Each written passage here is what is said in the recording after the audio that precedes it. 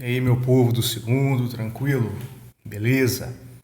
Vamos aí continuar essa história do Brasil. Paramos no período regencial, então vamos começar o segundo reinado. Lembrando, o primeiro reinado, né, aquele Dom Pedro I, período regencial, aquele curtinho de instabilidades políticas, revoltas, e o segundo reinado, o do Dom Pedro II, tá? Seguinte, essa aula aí eu vou dividir ela. Não vou dividir a aula, não. Vou dividir o tema, né? Então a gente vai falar aqui os principais aspectos que deram sustentação, estabilidade ao segundo reinado, tá? Depois eu vou dividindo para não ficar muito grande, muita informação. Então a gente está tranquilo na matéria, em ambas, inclusive, em História da Arte e História do Brasil. Então eu vou falando, você vai anotando, vamos tirando as dúvidas, tá? Tranquilinho. Então vamos aí começar o nosso segundo reinado. Primeira coisa, hein? Segundo reinado, a subida do Pedrinho. Sim, Pedrinho, aquele que teve a maioridade posta para antes, né? O nosso primeiro e último, né? O nosso primeiro imperador nascido no Brasil, né? Já de começo de lançar aí, já vamos lançar um tema. Não vou falar desse tema hoje não, depois eu vou fazer uma aulinha só para ele, mas desse tema, a construção do imperador em relação ao império, a figura que eu escrevi aí, né? Construção da figura do monarca e o império, né? Essa coisa do Dom Pedro II ser ligado às artes, às letras, né? Ao estudo, ele ser um mecenas, um patrono da cultura, né? Ele interessado em artes e tudo, né? Você vai ter vários quadros do Dom Pedro, não só na farda oficial, né? Naquela coisinha de rei, mas você vai ter também ele com terno, com livros, né? Essa construção cultural, lembra que eu falei disso? Eu falei disso na aula do primeiro reinado, que quando teve essa época confusa nossa aí, na última semana de março, eu mandei aquela aula do primeiro reinado. E se vocês não lembram, eu falei que a partir de 1822, com a independência do Brasil, você vai ter a construção, não é tentativa, né? Mas a construção dessa identidade nacional, o que é ser brasileiro, né? Que eu até falei, as primeiras preocupações do Dom Pedro, qual era? É óbvio, é você fazer uma constituição para o seu novo país, é você saber quem é cidadão dentro desse novo país, é você ser reconhecido por potências, por outras potências, não é? E o que é ser brasileiro se antes você era ligado ao Império Português, né? Então você tem essas preocupações no primeiro reinado. Período regencial você meio que passa, né? Porque é tanta complicação, elites políticas que vão governar, são várias revoltas de tentativa de separação, e você vai ter essa intensificação disso no segundo reinado. Então vale aí a questão, essa construção cultural, essa identidade brasileira, né? Aí você vai ter a arte, né? O que é arte? A pintura, gêneros literários, né? Música. O que é brasileiro? Herança de quem, né? A história do país, os líderes, tudo isso que hoje para nós parece que está bem consolidado, né? Tá bem consolidado. Lembrando, um país com uma diversidade enorme, então olha que trabalho difícil, né, a gente tem de manter unificado. Hoje a gente tem esse sentimento, eu sou brasileiro, eu sei que é isso, né? A gente tem isso, a gente tem esse herói, a gente tem esse símbolo, né? Mas imagina na época, 1822, né? 1830, 40, 50, a construção disso, né? Isso aí, então eu só lancei esse tema para em outra aula a gente comentar ele melhor, mas vamos voltar aí. Então sobe no poder, lembrando o Pedro, o golpe da maioridade, 1840, lembra? Os liberais, né, os progressistas criaram um clube da maioridade, e esse clube da maioridade foi até bem visto pelos próprios regressistas. Então, os caras que eram contra, né, viram uma sacada bacana nesse golpe, que foi um golpe, né, porque não seguiu a Constituição. Ele tinha que subir ao poder com a maioridade. Você faz ele subir ao poder com 14, 15 anos aí, né? Então foi um golpe articulado pelos liberais e que os conservadores, na época chamados de regressistas, também apoiaram, porque viam no Dom Pedro uma figura de estabilidade. Espera aí, o Brasil está completamente confuso, com um monte de revoltas, está uma confusão, é gente centralizando o poder, é gente descentralizando o poder, é gente querendo se separar, é escravos revoltados. Peraí, calma. A gente precisa de uma mão, de uma frente aí, para você colocar esse país, você manter essa unidade e manter os privilégios da nobreza. Porque eles viam na monarquia a manutenção de antigos privilégios. Escravidão, né? Então você não pode colocar esse povão no poder, né? O escravo, ex-escravo, esse povão no poder. Você pode fazer isso. Porque o povo, segundo a visão da época, né, é comandado pelas paixões políticas, né, as paixões populares. E quando você está apaixonado, você usa da irracionalidade, você não usa com a razão. Então, o que essa galera que ficava no poder usava, né? Se a gente colocar esse povo, isso vai descontrolar. Então, a gente sempre precisa de uma via, de uma mão para manter a ordem, manter a unidade. Lembrando que estamos em processo dessa construção, foi o que eu falei antes, né? Então você tem gente ainda querendo se revoltar, gente contra, você tem que manter isso. Viram na figura do Dom Pedro essa estabilidade. Bota o menino para governar, vamos dar um jeito aqui, e foi isso que aconteceu. Ele subiu ao poder em 1840. Então, 1840, você tem aí o início do segundo reinado, um período muito grande, hein? Que vai de 1840 a 1889. Eu até já coloquei essa pintura do Dom Pedro II mais velho, então você vai ter várias pinturas dele, né? Que não dá para a gente ficar vendo aqui, né? Pelo tempo, mas em aula presencial geralmente eu faço isso. Mas pelo o tamanho da duração, a duração do segundo reinado, né? De 1840 a 1889. Então aí, ó, são 49 anos na mão aí de um único líder. E é isso que a gente vai ver nessa primeira aula, na aula 7 nossa. Quais são os pilares? Então não vou ficar falando detalhe aqui, vou falar assim, ó, isso é importante porque mantém a estabilidade. Então, para facilitar o nosso estudo, a gente vê o segundo reinado assim, 1840, os primeiros anos ainda é um ano bem instável que ele está tentando organizar, que você vai ter algumas revoltas aí. De 1840, 50, 60, você tem um período aí de certa estabilidade política, econômica, tá? E a partir de 1870, você tem a crise do reinado, tá? A crise do segundo reinado, que é a partir da Guerra do Paraguai, né?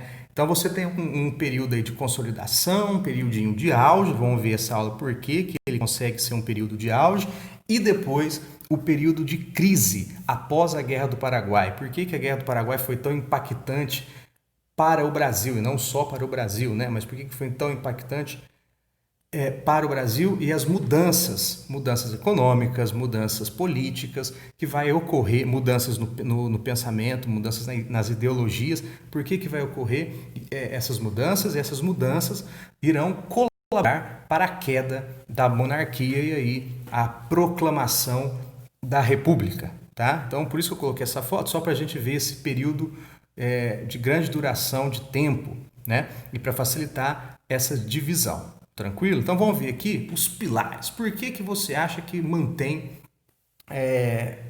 consegue ter esse período de auge, né? Então o cara entre 1840, ele foi apoiado pelos os liberais, ele vai chamar aí todo um grupo de liberal para governar. Ele vai criar um ministério liberal, né? Então, se você vai dar o poder para os liberais, os conservadores vão ficar meio, né? O Dom Pedro vai convocar eleições de deputados, de senadores, né? E vão ser eleitos vários deputados liberais. Você vai ter uma maioria liberal em 1840. Os conservadores, fora desses ministérios, vão começar a denunciar as eleições, são chamadas eleições do cacete. Eles vão falar que essas eleições foram fraudulentas, foram à base da porrada, os caras eram obrigados a votar e por isso que eles foram convocados, né? O que o Dom Pedro II faz? ele vai cancelar as eleições e fechar esse ministério que ele acabou de criar, liberal, né? Lembrando que o Dom Pedro II tem um poderzinho lá, o quarto poder, poder moderador de uso exclusivo do imperador, que ele pode demitir, ele pode fechar a Assembleia, fechar a Câmara, né? Então, ele vai cancelar essas eleições que foram eleitas esses liberais. O que vai ocorrer? Revoltas liberais, né? O Dom Pedro II aí vai ter um pouco um contato com os conservadores, né? Lembrando, esse segundo reinado, quais são os partidos políticos? Partido Conservador e Partido Liberal, né? No fundo, os dois são a mesma coisa, viu? São elites, donos de terra, elites agrárias, tá? No fundo são as mesmas coisas, né? Mas enfim, mas o Dom Pedro vai ainda, ele vai aqui nesses primeiros anos do seu reinado, ele vai tentar consolidar esse negócio da centralização política. Então ainda você tem resquícios dessas brigas de descentralização ou centralização. Se você cancela a eleição, quem vai se revoltar? Os liberais que foram eleitos nessas eleições. Então você vai ter as revoltas liberais em 1842 em Minas e São Paulo, né? São revoltas, né, que bem broxas, né? Gente, é óbvio, né? Você não vai ter uma organização de um exército, de líderes, de regras, de estratégias, de guerrilhas, não.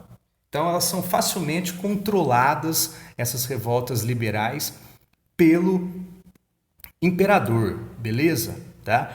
Ainda nessa década de 40 do século XIX, vai ocorrer aí uma revolução lá no Nordeste. Vinha aonde? Pernambuco, o povo que se revolta, hein?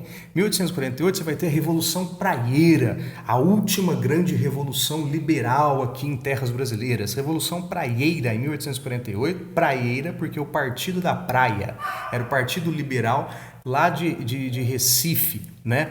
Esses caras aí vão se revoltar contra essa centralização do poder político na mão do Dom Pedro II, tá bom? E vão ser contra também o comércio ser ali comandado por portugueses. Você tem esse sentimento anti-lusitano, né?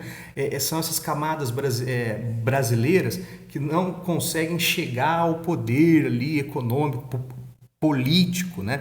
Ainda você vai ter ainda o Dom Pedro tirando esses líderes liberais, colocando líderes conservadores, né? Então você vai ter essa última grande revolta liberal. Olha o ano, 1848, o que estava acontecendo na Europa, que a gente chama de Primavera dos Povos, né? Vai tirando esses reis absolutistas. Aqui você tem até um cunho aqui, ó, uma coisa meio que socialista, viu, tá? Mas enfim, esse Partido da Praia, intelectuais, jornalistas e tudo, esses liberais lançam um manifesto ao mundo, né, que pediam o quê? Fim do poder moderador, voto universal, liberdade de expressão, liberdade de imprensa, a estender o comércio para a mão dos brasileiros, não é? Então, esse movimento foi duramente reprimido pelo poder central, é óbvio. Qual que é o projeto do Dom Pedro? Manter a unidade, manter a centralização, manter as coisas estáveis na mão dele, né? Então, muitos historiadores falam que a Revolução Praieira foi a revolução que deu aí esse poder, essa magnitude à figura de Dom Pedro. É a consolidação da figura de Dom Pedro. Mais para frente você vai ter outras revoltas, outros protestos? Sim, mas nesse período aí, essa Revolução Praieira fecha esse ciclo de revoltas que começou lá no período regencial, né? E para o Dom Pedro resolver esse negócio de liberal, de conservador, ele vai criar aqui um mecanismo político, ó, um dos pilares para a sustentação desse segundo reinado, ó, que é um dos temas importantes, que quando cai em vestibular, eu vou falar, um dos temas é esse aí, ó, que é um negócio chamado parlamentarismo às avessas, né? Parlamentarismo, o clássico é aquele inglês, né? Que o povo escolhe os parlamentares escolhem o primeiro-ministro. É aquele sistema que o rei reina, mas não governa, né? O poder vem, assim, de fato do povo, né? Por que chama parlamentarismo às avessas no Brasil? Porque vai acontecer o contrário. O Dom Pedro II vai criar um cargo que chama presidente do Conselho de Ministros, que é a mesma coisa que o primeiro ministro, tá? É o primeiro-ministro, é um ministro-chefe aí, né? E vai ter um papel decisivo do imperador, por quê? Por que que é às avessas? O imperador vai escolher esse cargo de primeiro, ali está escrito errado, viu? Criação do cargo, não cardo, tá? Então, ele vai escolher esse primeiro-ministro vai escolher os deputados para serem eleitos. Então, o poder vem de cima para baixo, vem do imperador para baixo, e não do povo para o cargo de primeiro-ministro, né? Por isso as avessas, né? Não é o povo para o cargo, né? É o cargo, né? É o contrário, diferente do parlamentarismo clássico, né? Então, qual é o jogo político brasileiro? Quando você tem alguns problemas e precisa de um conservador no poder, o Dom Pedro lança um primeiro-ministro conservador. Quando precisa lá de um liberal, ele lança um ministro liberal. Essa vai ser a tática política que vai ajudar a fazer o segundo reinado ser instável, ser estável, tá?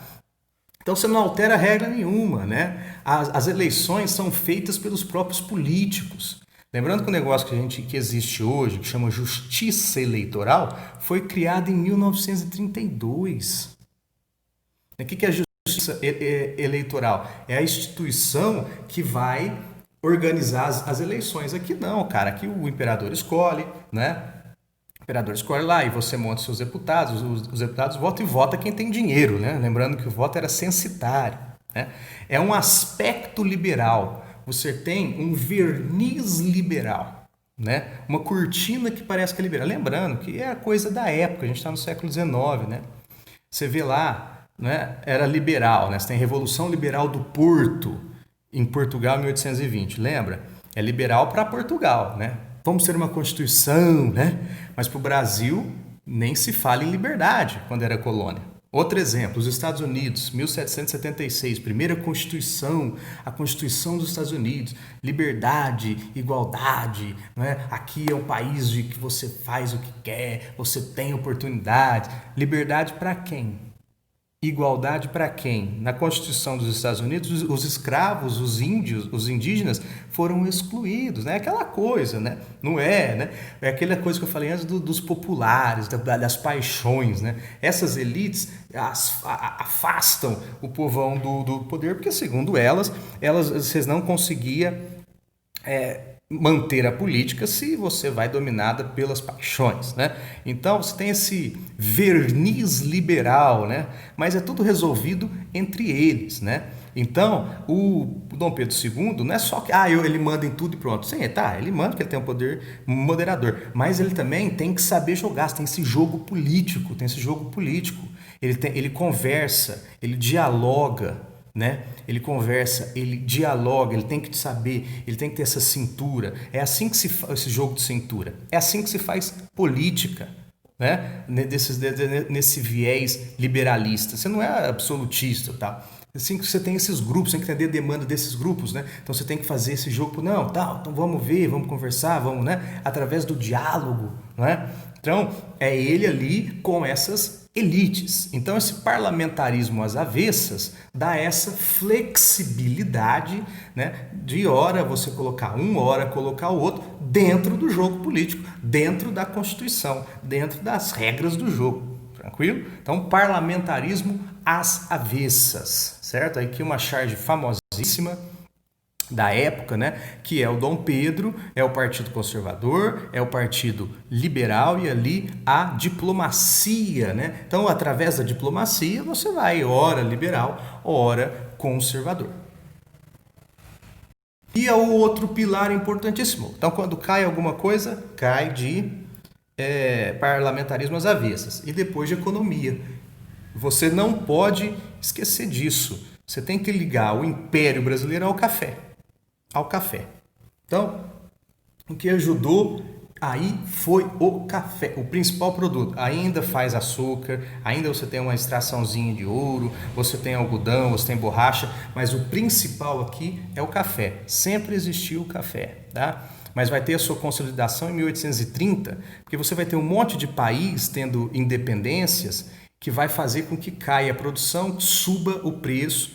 Aí o Brasil encontra essa brechinha para vender o café. Antes o café era coisa doméstica e tal, depois vira moda esse café, né? Então o café vai ser o produto econômico que vai sustentar o império, vai sustentar lá a nossa primeira república ainda, né? Tá? Então, qual vai ser a primeira região de produção do café? O que a gente chama de Vale do Paraíba. É o Vale do Paraíba. Não é lá na Paraíba, não, hein? O Vale do Paraíba é no Rio de Janeiro. Ali, ó, aquela faixa do Rio de Janeiro e o comecinho do litoral de São Paulo, o litoral norte de São Paulo, tá? Esse Vale do Paraíba, você vai ter vai surgir aí essas elites agrárias cafeeiras, né? Essa do Vale do Paraíba são as primeiras, né? Então ela tem aquela estrutura colonial, as plantations, né? Então eles plantam ainda um único produto, o café, né? O mercado externo, né? Eles preferem a centralização política, né? Mão de obra escrava, então são escravistas, tá certo? E o dinheiro que eles ganham, eles usam para eles mesmos ou para o próprio café, né? Então eles não vão pensar muito ali na modernização da parada, né? Quando eles conseguirem ganhar dinheiro, vai e pronto. Então aqui você tem 1830, 1850, 1860, essa economia cafeeira na mão do Vale do Paraíba, dos cafeicultores do Vale do Paraíba, tá? Então aí já a crise de vez aqueles senhores de engenho, né? Lembra que era açúcar, depois veio o ouro, agora a parada é o café, tá certo? Então depois você começa a ter uma expansão cafeeira, ó. Então ali Espírito Santo, tá vendo? Rio de Janeiro. Aí você tem uma expansão cafeeira, 1830 e 50 ali, o verde, 50, 60 ali, vai para Taubaté, tá vendo? Sigam as flechas e vão para a esquerda. 1880, 90, até aí, ó. Então é um processo. Essa expansão para o oeste de qual estado? Paulista, o estado de São Paulo. Então, lá no fim do Império, começo da Primeira República, você tem aí a nossa região aqui, isso, Ribeirão Preto, Franca, São Joaquim, Orlândia, aqui também foram áreas do café, tá? O Oeste Paulista, o solo aqui deu muito certo para o café, a nossa terra roxa, né? Aquele solo que tudo dá aqui, né? Então você tem essa expansão, certo? Vindo do Vale do Paraíba, Rio de Janeiro, para o Oeste Paulista, para o estado de São Paulo e desde começando do Império, né? E aí você vai ter uma nova elite agrária, essa galera do estado de São Paulo, tá? Uma nova elite agrária aí. Tem que lembrar dela porque mais para frente essa elite será importantíssima para o que a gente chama de proclamação da República. E esses cafeicultores do Oeste Paulista, a partir de 1850, eu falei 50, 60, o auge em 70 no interior até a Primeira República, né? Aqui você vai ter uma diferença. Lembra que eu falei que do Vale do Paraíba você tem um pensamento um pouco colonial, é uma estrutura colonial. Aqui você vai ter uma mudança de mentalidades, né? Que a gente chama de empresariado, o empreendedor. Aqui ele vai sacar certas mudanças, né? Esses cafeicultores vai sacar certas mudanças. O que ele vai fazer? Olha aqui que é um ponto importante. Ele vai usar o dinheiro que ele ganha do café e vai investir em outros setores. Vamos ver então. Primeiro, falar rapidão. Primeiro, você tem sempre a pressão inglesa contra o fim do tráfico negreiro. Aqui eles tinham escravos no Oeste Paulista? Sim, tá? Calma. Então você tem sempre pressionando o Brasil e o Brasil fingindo que vai jogando para frente essa bola da fim. Você tem a base do país que é escravista, né? Então você tem a proibição do tráfico negreiro no Oceano Atlântico. Se a Marinha Inglesa visse algum navio transportando escravo da costa africana para as Américas, ela poderia destruir aquele navio e tudo, né? Aí, cedendo essas pressões inglesas, por que a Inglaterra quer o fim da escravidão? Gente, é óbvio, a Inglaterra é industrial, o escravo não é mercado consumidor, né? O escravo é uma peça. Então você tem que jogar essa galera para o mercado. Então, em 1850, no Brasil, você tem a Lei Eusébio de Queiroz que proíbe o tráfico negreiro. Esses caras do Oeste Paulista, já vendo aí os problemas que irão ocorrer, né? E os problemas que irão ocorrer com esse fim do tráfico negreiro, porque é óbvio, tem o fim do tráfico? Tem, mas continua o tráfico? Sim, clandestino, né? Quando eu falo, você não pode estar na lei, você não pode fazer isso, mas você faz, né? Então, você tem o tráfico clandestino. Aí o que acontece aqui? Fica difícil acesso ao escravo, o preço do escravo sobe, e se proibir o tráfico negreiro, para onde vai esse dinheiro do tráfico negreiro, tá vendo? É aí a sacada, eles têm essa sacada. Por exemplo, é no Oeste Paulista que você vai ter as primeiras experiências da mão de obra imigrante, você trazer gente de outro local para vir trabalhar nessas lavouras de café. O cafeicultor, ele vai pegar a grana dele, ele vai investir no transporte do café, ele vai investir na cidade que ele está trabalhando, né? Ele está pegando o dinheiro que vem do café e não está deixando só dentro do café ou pegando o dinheiro e viajando. Não, ele está pegando e investindo, tá vendo a mudança de mentalidade aí? Então os caras vão fazer ferrovias, né? Para o melhor transporte mais rápido para os portos, né? Então você tem o café da lavoura, então você no trem é mais rápido que nas costas de mula, né? Então você vai ter essa modernização, diferente dos cafeicultores antigos do Vale do Paraíba, né? Que não pensou aí, não estava pensando nessa modernização não, né? Então você tem essa expansão do dinheiro, então você vai ter construção de ferrovias, né? O começo da mão de obra imigrante, né? Porque eles viram aí que vai ter problema sim com essa mão de obra de escravo, porque vai faltar, o preço vai subir, né?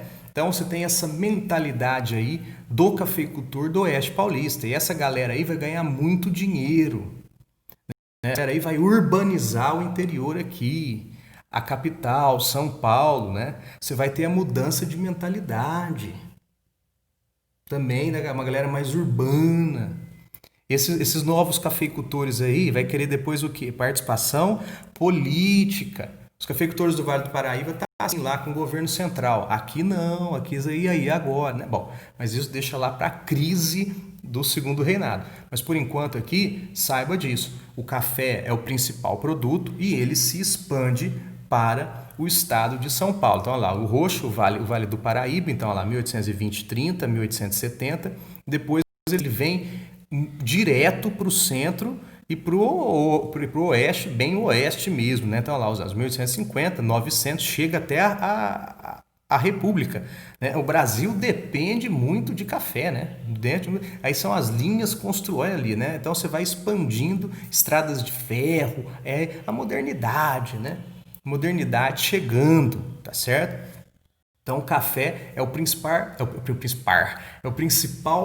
pilar econômico do Império. Vai até 1929, é quando quebra a bolsa lá, né? Me lembro de 1929, quebra a bolsa, os cafeicultores não tem para quem vender, né? Então é um país ainda agrário, né? Mesmo que você tenha essas modernizações, é agrário o país, né? E existem as outras. Você vai ter agora depois a borracha que vai ter o seu auge lá no século XX, o café aqui para o sudeste, você tem ainda a pecuária, tem ainda a cana-de-açúcar, tem muito pouco de mineração ainda, tá? Então, quando a gente fala assim, olha, agora é o café, né? Não é que sumiu todos os outros, esses outros ainda existem, tá? Então, galera, acho que acabou o slide aí. Acabou. Então, meu povo, é o seguinte, essa aula, vamos ficar só nesse pilar aí, nessa questão política lá dos conservadores e liberais, e aqui a questão do café. Na outra aula, a gente fala aí um pouco mais dessa mentalidade do dinheiro agrário cafeicultor e para a indústria, tá? A gente vai falar na outra aula um pouco disso e a gente vai separando aí por temas para facilitar o estudo de vocês, tá? Então, essa aula aí, tranquilinha, pega aí, anota, vamos tirando as dúvidas enquanto surgirem, beleza? Muito obrigado aí por essa outra segunda, até a próxima, abraço!